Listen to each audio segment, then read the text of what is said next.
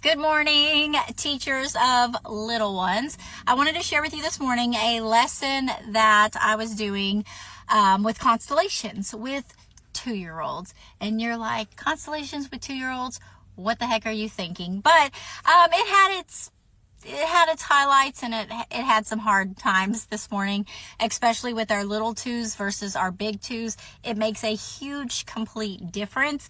But I wanted to model to you the lesson that I did and give you some ideas on how you could do this constellation lesson with your 2s, 3s, and 4s.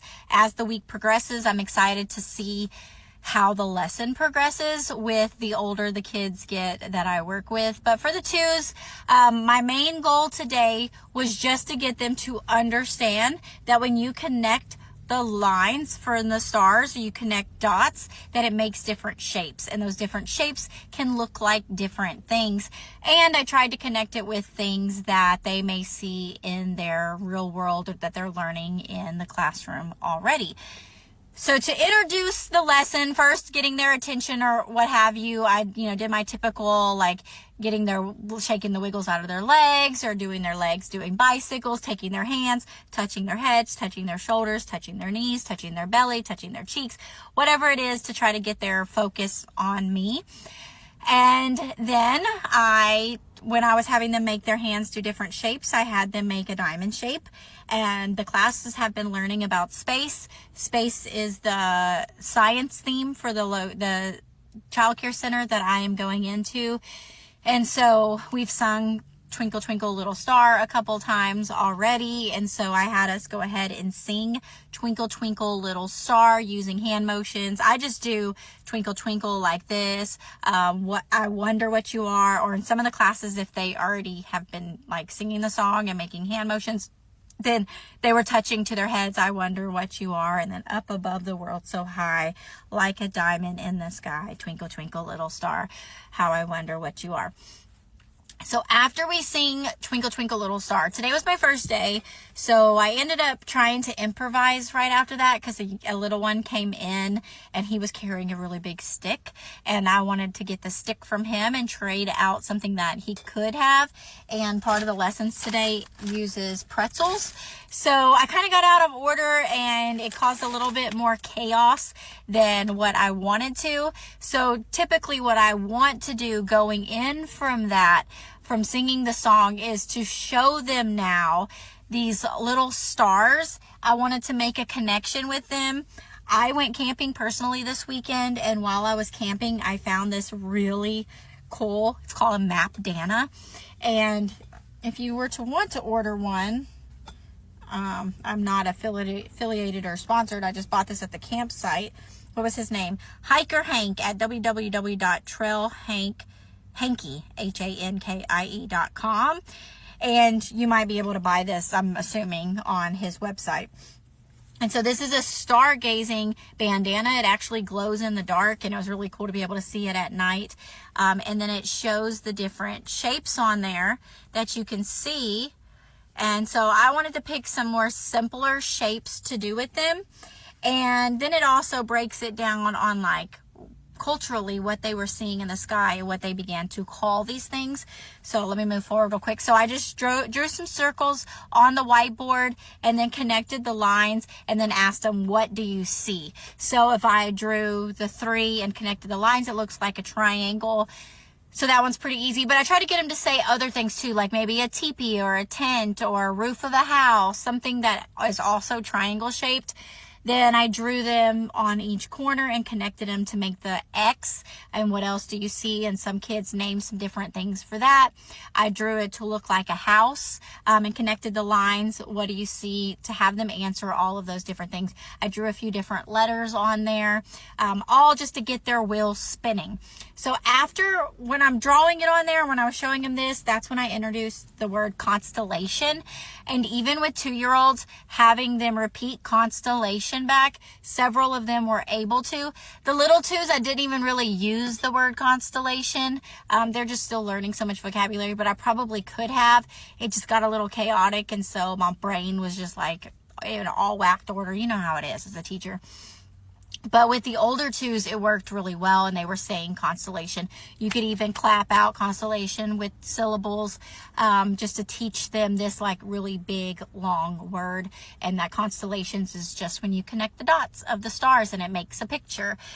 Then have them do it with their body. So have them stand up and make like an X shape with their body. Have them stand up and make a Y with their body. Have them stand up and make like a Orion, how like he has like I think it's Orion, that has the bow and arrow. So kind of like that warrior pose. Have them get on all fours and look like a lion, and then have them roaring. So picking out just some of the constellations that you would think like, oh, okay, they might be able to do that. There's a queen, there's a crown, there's a scorpion, there's a bird, different things like that. So just pulling out, there's a dog, those different things. After they do it with their body, so now we've sat, we've talked, we've done motions, we've connected it with something visible on the board. Now it's time to go back to their seats and give them some instructions about the constellations that they're going to be making with their marshmallows, aka the stars, and their pretzels, aka the lines in the stars for the constellation. The little twos, the kids were pretty much just eating the pretzels and the marshmallows. I was trying to teach them otherwise, and that's okay. I mean, to give a kid something that's normally to go in their mouth and then tell them don't put it in your mouth, that's a lot of willpower and restraint, which most little twos do not have yet. Plus, we had a little one that had just moved up from the 18-month-old class. So, of course, you know, she's like, food, kind of thing.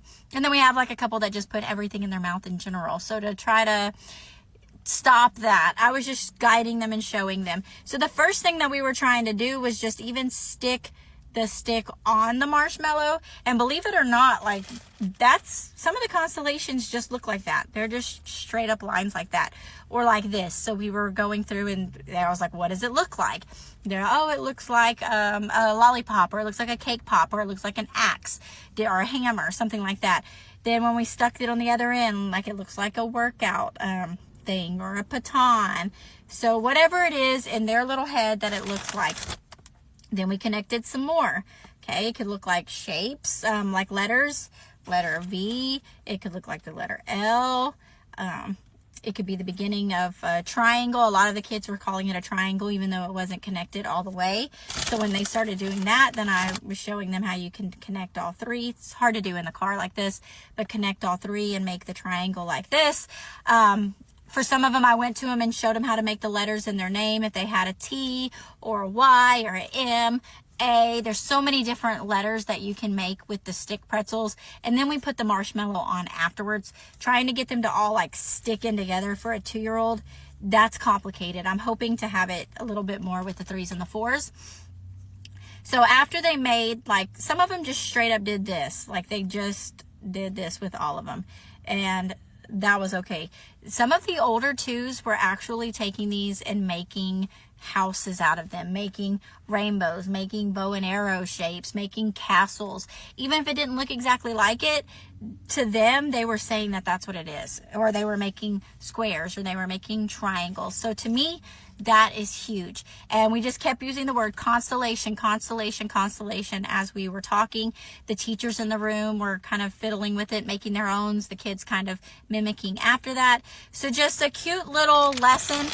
This could be your snack time lesson, or it could be your circle time lesson, or do it as your circle time, but have pretzels and marshmallows for the rest of the week. That way they can explore with the different shapes. They could, you know, try to write out their name. You could give them the map. Like on my lesson plans, I have like constellations on the map for like Monday, Tuesday, Wednesday, Thursday, and they're trying to form this, and then they can eat it afterwards. So make sure you definitely plan time for them to be able to eat them, and give them more if you want. So I ended up with extra time at the end of it. I'm not going to have time in this video to go into it, but then I had us just sit in a circle and one kid in the middle held up the sun, and then everybody else passed around the ball, and the ball was our earth. And we talked about that when it got back to me, that we sing happy birthday, and that it was the earth's birthday. So however old you are is how many times the earth has been around. So a lot of those kids are 2 and 3 years old. So the earth has been around the sun 2 or 3 times, just depending on their age. For me, I'm 42, so it's been around the sun 42 times.